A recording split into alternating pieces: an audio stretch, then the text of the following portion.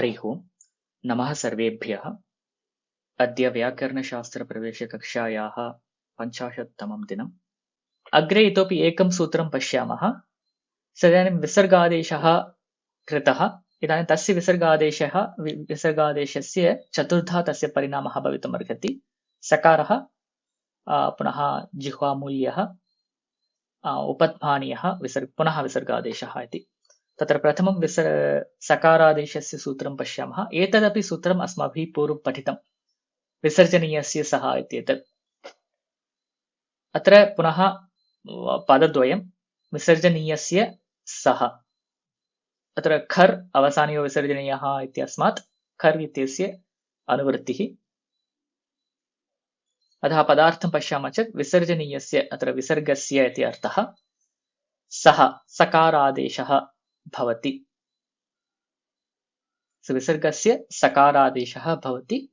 खर् वर्णे परे सकारादेशः भवति इति उक्तम्। अत्र खर्वर्णः वर्गप्रथमाः वर्गद्वितीयाः श-ष-साः एते खर्वर्णाः सन्ति। उदाहरणम् अत्र एतत् सूत्रं पूर्वं पठितम् इति कारणेन साक्षात् उदाहरणानि पश्यामः। अत्र रामस्तिष्ठति।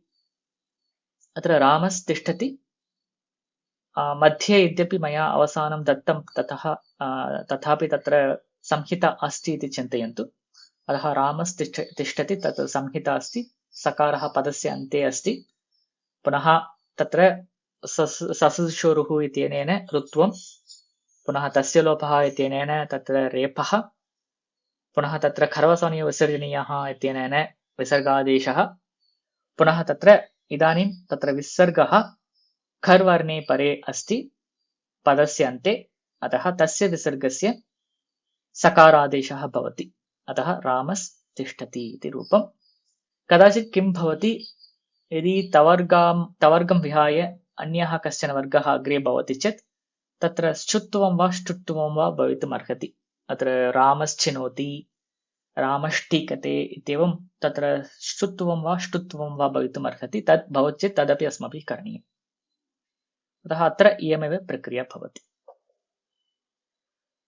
पुनः अत्र रामश्चिनोति स्वीकुर्मः चेत् तत्र पुनः रामस्, पुनः ऋत्वं, पुनः रेफादेशः, पुनः विसर्गादेशः, पुनः तस्य विसर्जनीयस्य सः इत्यनेन सकारादेशः, तत्र पुनः स्तोः श्चुनाश्चुः इत्यनेन पुनः शकारादेशः। अतः रामश्चिनोति इति रूपम्।